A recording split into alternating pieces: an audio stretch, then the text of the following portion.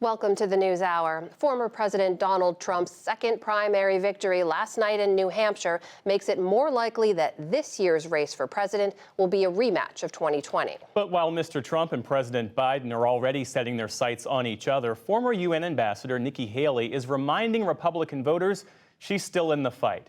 We're joined now by Democratic strategist Michael Meehan, a former longtime aide to Democratic members of Congress, and Republican strategist Kevin Madden, who advised Mitt Romney's presidential campaign.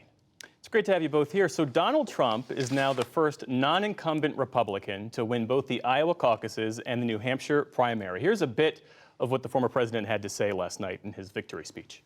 We are going to win this. The reason we have support is because they are so bad at what they're doing and so evil, and they're destroying our country. So he says we're going to win this, but looking at the voter surveys, the Associated Press voter surveys from last night, Kevin, 21% of Republicans who cast ballots in the New Hampshire primary said they'd be so dissatisfied with Donald Trump as a general election candidate that they wouldn't even vote for him. And 15% of Republicans who participated in the Iowa caucuses said the same thing. How does Donald Trump unify the party and move ahead to a general election with those kind of numbers? Well, you're right. I think it's indicative of some of the tension in his message. I think, base Republican voters right now, what really energizes them is Donald Trump being this fighter who can take on the perceived excesses of the left and fight against Joe Biden, everything that he's done wrong and where the way he's took the country in the wrong direction. But at the same time, one of the big challenges he has is that a lot of more moderate, pragmatic voters, swing voters, they are very upset with the idea that he is constantly relitigating the 2020 election, and he is constantly looking backward. So the path forward, the way to unify the party and really win over swing voters if he's going to win the general election in November has to be focused on a more future-oriented message about the issues that people care about. Now, he's going to have his own way of talking about those issues, but the economy, immigration, national security, foreign policy problems that we have or challenges that we have around the globe, really focus on those and where he wants to take the country in the future. The other big story of the night was President Biden got more votes as a write-in candidate who didn't even compete in New Hampshire than former President Barack Obama did back in 2012 when he did contest that primary in New Hampshire. How does the Biden campaign build on that momentum moving forward, especially with this new shakeup in the leadership of their campaign? Well, I think you saw a great organization by the New Hampshire Democrats, right? Senator Sheen, Senator Hassan, put a big effort into making sure that Joe Biden finished out on top. And that's the kind of things that's going to help you win a close election. We have seen since Trump stacked the court and overturned abortion rights for women all across this country, that there's been about a 10 or 11% more performance on Election Day for Democrats in competitive races. And so I think last night was a big win for Joe Biden. He wasn't even on the ballot. He beat Barack Obama, who walked across water when he was running for re-election. So he's constantly undercounted, but the organization is worth a couple of points. And in a couple-point race, like you beat Trump last time, that's a very important thing. Nikki Haley faces a lot of questions about the viability of her campaign since there's little evidence that she has major support in the primaries and the caucuses that await her campaign. Realistically, is there anything that she can do to boost her standing between now and then? Well, look, I think the biggest challenge that she's going to have is just her own campaign and her donors. They right now are funding the building of an infrastructure and a campaign that has lost double-digit in the first two contests.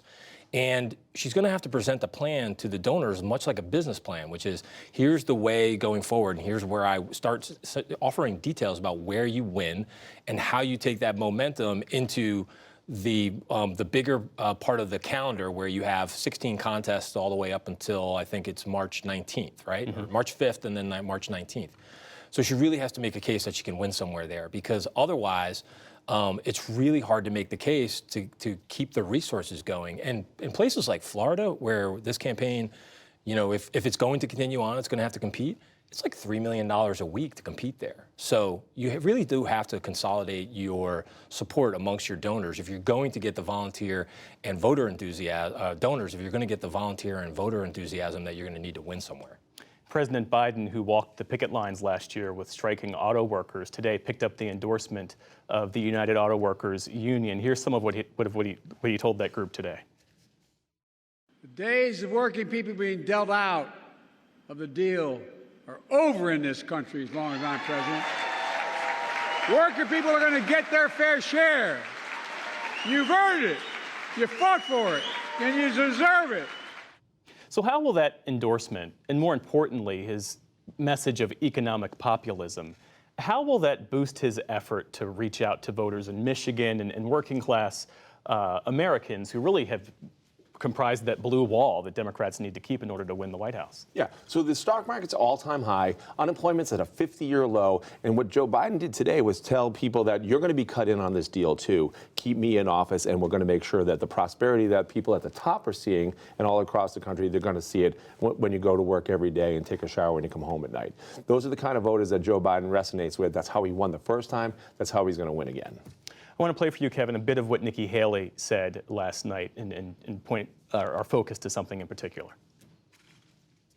Most Americans do not want a rematch between Biden and Trump. The first party to retire its 80-year-old candidate is going to be the party that wins this election. So the polling actually bears out the first part of what she said, is that most Americans aren't thrilled about the prospects of a Trump-Biden rematch. And here we are facing the longest general election in history. Which campaign is helped by that? Which campaign is hurt by that? By the length of the campaign. Yeah. Look, I think the fact that Joe Biden is look, the tough thing about campaigns is they're grueling not only emotionally, but they're grueling and they're taxing physically. And I think Joe Biden, one of the criticisms that many voters have is that he doesn't seem like he's up to the job and up to the task. And so I think the more of this campaign drags on and the more intense it gets, and the travel and the tone and tenor that Trump is going to set, where he's going to be very aggressive during this campaign, I think it works to Trump's advantage. And I think that's one of the things that a lot of voters right now see when they worry about the prospects of Joe Biden inside the Democratic coalition. And yet the Biden campaign and the White House are trying to focus on issues. The White House said today that they're inviting Kate Cox, that's the Texas woman at the center of that high-profile abortion case. She will be the guest of First Lady Jill Biden at the State of the Union address.